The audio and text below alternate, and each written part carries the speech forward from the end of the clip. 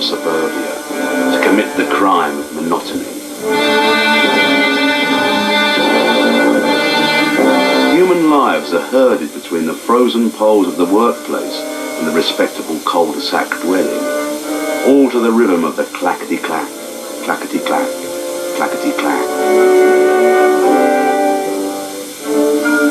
At the turn of the century, 80% of Britain's population lived in towns.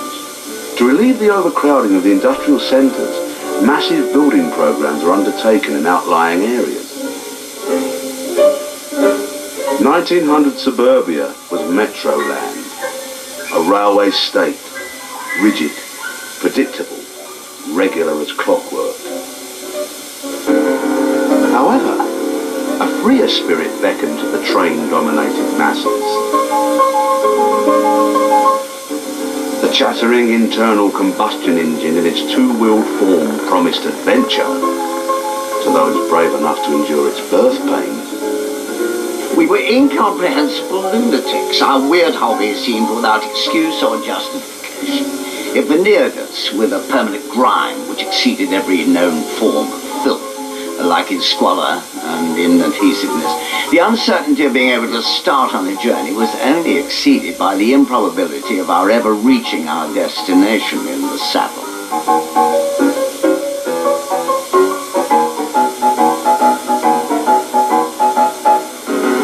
There were no garages. The longest push could only bring us to the door of some ambitious cycle repairer, more ignorant and less cautious than ourselves. The new machine might easily cost £75 to buy.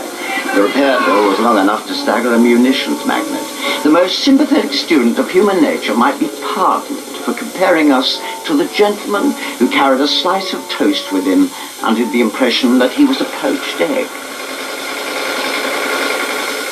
It was essentially a thing for robust people, and for that matter, fairly deep-pocketed people. It was a terribly impractical device in the early stages. There was no clutch, no means of disengaging the engine from the drive, so that you had to push to get it started, and stopping it could be even trickier, especially if the road was slippery. Now, so long as that sort of situation prevails, you're only going to get athletic young public school fellows who are going to bother with it very much. In fact, the early motorcyclist was responsible for motorcycling in general being seen ever afterwards as something rather dashing and a bit hairy, you know.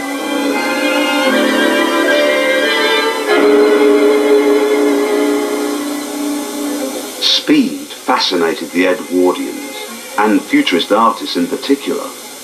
Motorcycling became a symbol of the technological potential of the new century.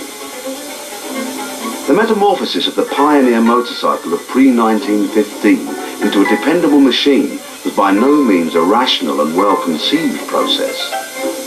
Neither was it an offshoot of the evolution of the car. The motorcycle's ancestor is the bicycle.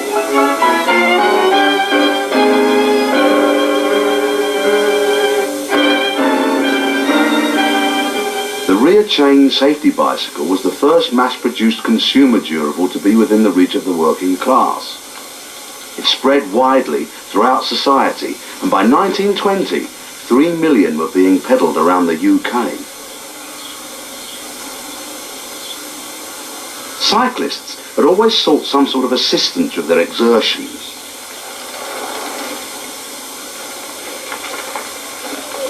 When the lightweight internal combustion engine came along in the late 1800s, engineers and entrepreneurs rushed to marry the two. Take one bicycle, add an internal combustion engine, put the two together, and you have yourself a motorcycle, which is just what they were doing in 1903. The motorcycle's hybrid birth and the urgency to get it into the marketplace meant little development took place. Fundamental design problems were only solved by trial and error. It was by no means clear where the engine should be placed.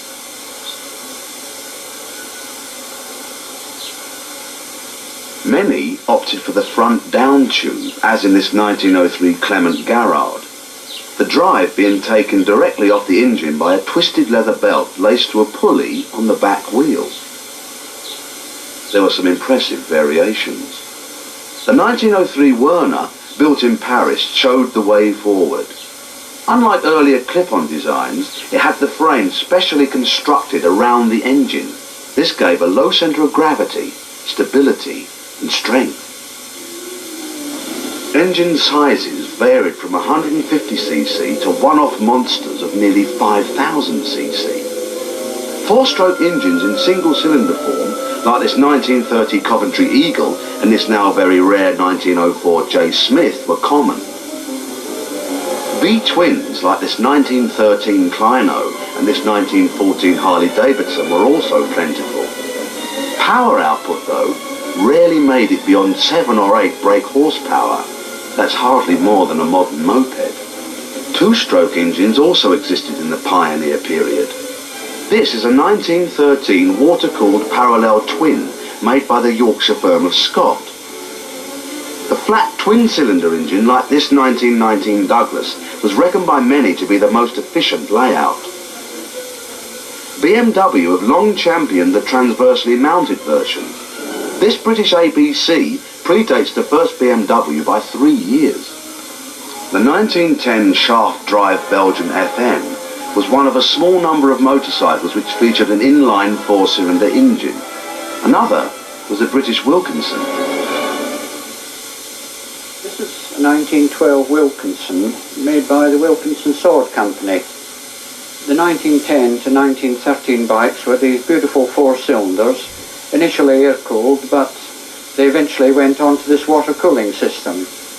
It really is a delightful combination to drive from the point of view of comfort and rideability. Reliability, though, required more than just good engineering. The metallurgists really brought motorcycling into the reliable scenario. That was the turning point. Before then, you always carried a spare valve in your toolbox, a couple in here, because when the valve got hot, constant hammering would make the head fall off. Gears developed as a matter of necessity. Initially, the engine and back wheel were linked by a leather belt. However, even powerful single-speed machines faltered on steeper gradients. Without recourse to lower gears, which would lighten the load, engine speeds rapidly dropped. To keep the engine from stalling, the rider was forced to lighten the load himself by supplying the euphemistically entitled LPA, Light Pedal Assistance. To climb a mile of 1 in 10 gradient demanded tactics in those days. You paused at the foot to cool the engine and overhaul the belt. Then you made a rush. As a rule, the belt began to slip. The next phase consisted of standing on the pedals and whirling your legs round in an invisible blur. After 100 yards of such light exercise, you resembled a dugout colonel after being kissed in the Strand by an Australian private on Armistice night. This is a 1912 Bradbury. It's actually built in Oldham. In the early days, motorcycles didn't have gears, boxes as such. They just had a direct drive from the engine to the rear wheel without a clutch or variable gears. Then came an adjustable pulley where one could alter the ratio slightly by unscrewing the pulley, and the belt would ride lower in the pulley to give a lower gear. Undo the pulley and open it out to allow the belt to ride lower in the pulley, but then one has to take a link out of the belt because otherwise it'll be too slack and it could slip going up the hill. No sooner have you done this and ridden up the hill, you have to repeat the whole procedure again at the top in reverse. Having taken the link out, just has to slip the belt back on fully, and that's about the right tension. Like today, much design was race-led. The popularity of hill climb competitions, and in particular the Isle of Man Tourist Trophy, the TT, hastened the arrival of multi-speed gearing. This machine is it's a 770cc V-twin Jap made by the famous Jack factory in Tottenham in London. It's not a Japanese engine, it stands for John Presswich. It has the rather famous Zenith Gradua gear and the coffee grinder here, which actually operates an infinitely variable gear device. So when this handle here is turned, it moves the pulley in and out, but the clever part is that it actually moves the entire wheel backwards and forwards in the frame so as to keep the belt at the right tension. And of course, directly the thing came out, it was immediately banned by the Auto Cycle Union at the time because it kept winning all the single gear events. This bike is a 1912 Rudge. Rudges started making motorcycles in 1911, and this is the first of the geared models they made. Right, this is the multi-gear, and you can see, as I move this lever forward, the pulley flanges close together at the front, giving a higher ratio. If I come off and move it back, you will see that while I do that, the pulley flanges at the rear close, while the front one's open, giving lower ratio.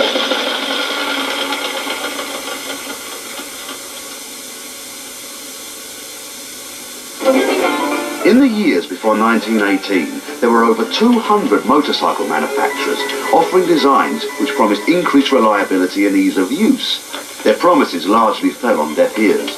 The industry had created little more than an enthusiast market for their product. Far too much attention was paid to the motor and not nearly enough to the cycle. The result was that the motorcycle got faster but not necessarily any better. This appealed to the sporting element, who rejoiced in their ability to control what was a fairly intransigent animal sometimes, but it did nothing to endear motorcycling to the populace at large. All that was set to change. By the 1920s, motorcycles were more popular than the car.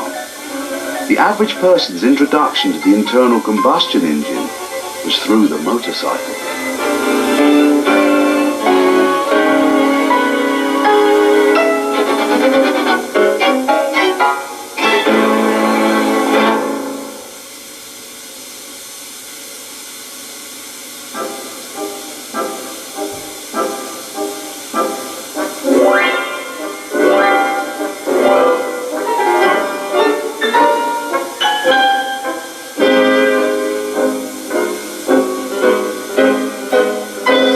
This is the Vintage Motorcycle Club's Banbury Run.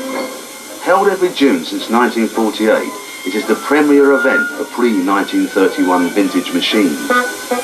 Many of the entries date from well before 1920.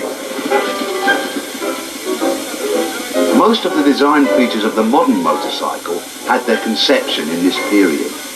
There are machines with front and rear suspension, chain drive, shaft drive, water-cooled engines, gearboxes, clutches, electric starters, electric lighting, and efficient brakes. Such events offer a glimpse into the genetic pool of motorcycle design.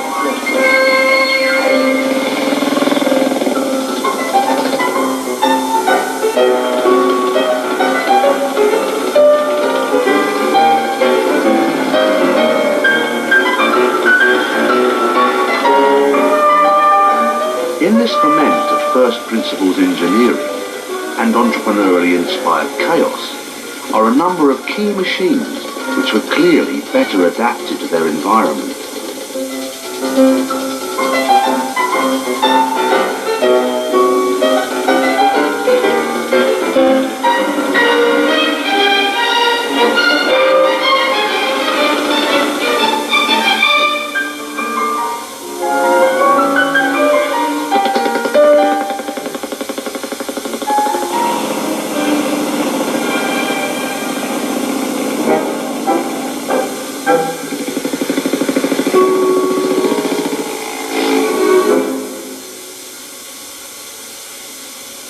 Built in 1920 by the Sopwith Aviation Company. The story is that Grenville Bradshaw designed it in a matter of 6 weeks. It was built to very much aircraft standards, ever so light, everything is light on it, electric lighting, 4-speed gearbox, internal expanding brakes, front and rear suspension, which is unusual. The engine is horizontally opposed, 400cc, going through a car-type clutch into a car-type gearbox with 4 speeds, then to the back with a chain drive. Engineering design does not happen in a vacuum. Culture and public taste are strong evolutionary effects. The black and gold of the Sunbeam created a classic look. It was actually taken from another of the company's products, the then fashionable black enamelware. Motorcyclist phobias even affected basic engine design. The pioneer motorcyclist would simply inject a pump full of oil into the engine every 5 to 10 miles. The only problem with that is, if you forgot to ever oil the engine, you could seize it with quite disastrous consequences. So this 1917 P&M uses a needle valve to regulate the amount of oil. Open up the needle valve, release the plunger, and it drips all through into the engine. When this BSA left the factory in 1924, it was fitted with a mechanical oil pump. Oil was fed from the tank into the pump, but then it was fed back up to this sight glass here, so that the motorcyclist could see that the oil was reaching the engine. When this Norton hit the road in 1926, mechanical pumps really were sorted out properly, but the motorcyclists still demanded a little telltale to know that it was all happening.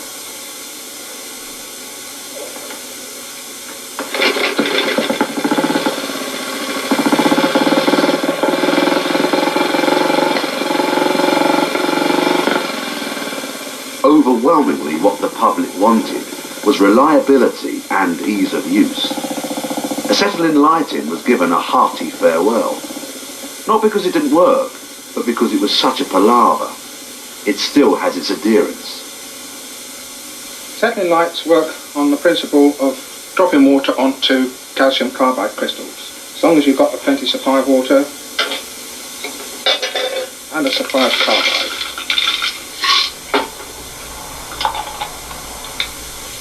Turn on the water, leave it for a couple of minutes, come to the front of the lamp, blow out any residual gases, light the lamp,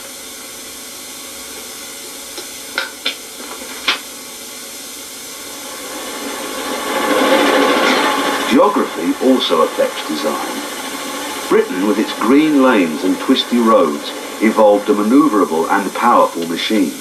Well, it's a 1913 Scott. Scott's won the TT in 1913 and 1914 with a similar machine to this, only fitted with rotary valves. Its main features are that it's a 2-stroke water-cooled twin, 2-speed. It's got a foot change. It's also the first motorcycle to be fitted with true telescopic forks. It was probably the only machine prior to the First World War that could be started easily from the saddle.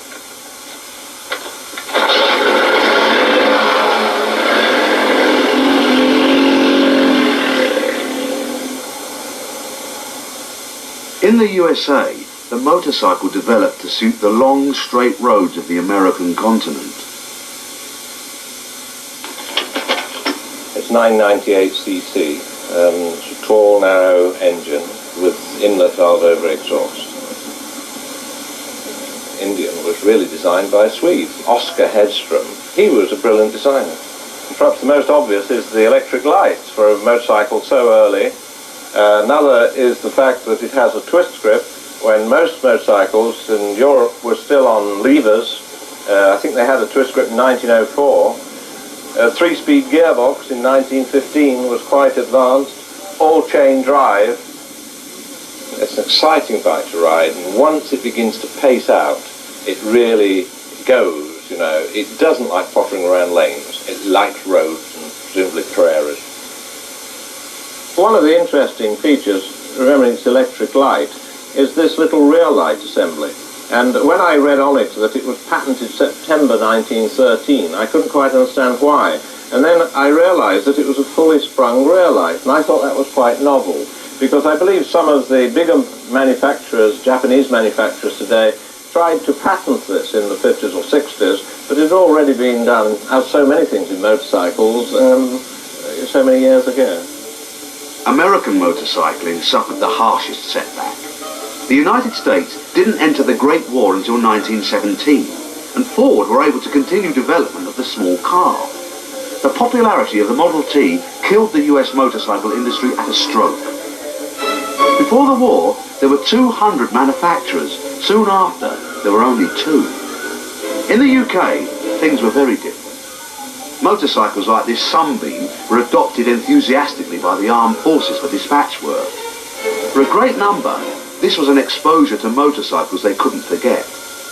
With their demob pay, they bought the war surplus machines. Prices dropped. That, plus the fact that the summer of 1919 was long and hot, only hastened the motorcycle's rise to popularity. More and more took to the roads, and the train lost its stranglehold over the masses. Popularity meant that designs could be thoroughly developed. Soon, machines like this 1925 Triumph offered the public affordable and relatively reliable transport. However, the pace of innovation also slowed as major manufacturers flooded the market with cheaper models and small companies folded. The great engineering minds were no longer attracted by an industry which only sought to offer solid, trustworthy machines. Motorcycle design followed a much narrower path thereafter.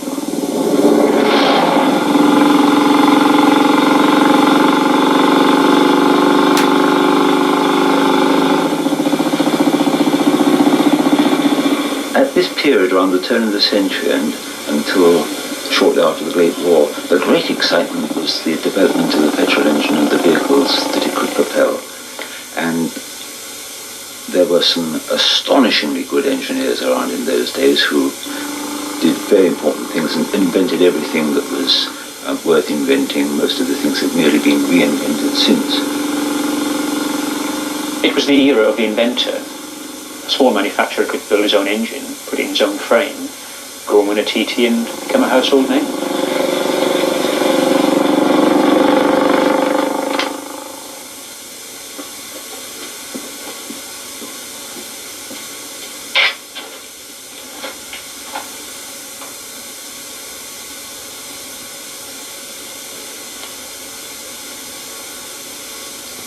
In those days, every stage that you made was a new stage. There was very little background work to go on, the very little that had been done before. Good, solid Victorian engineering at its best. The uplift beneath motorcycling in those early days must have been a religion, or we should never have borne its manifold disagreeables as we did. It was derived from 3 motives. Some of us were engineers, others gabbled on its commercial possibilities, others, again, were adventurers, pure and simple. When there is no war on, no filibustering in South America, no uncharted islands to explore, this land of policemen and accurate maps and black coats on Sundays is apt to bore a certain type of temperament. The purchase of a motorcycle imported the spice of risk and uncertainty and bohemianism into such a life.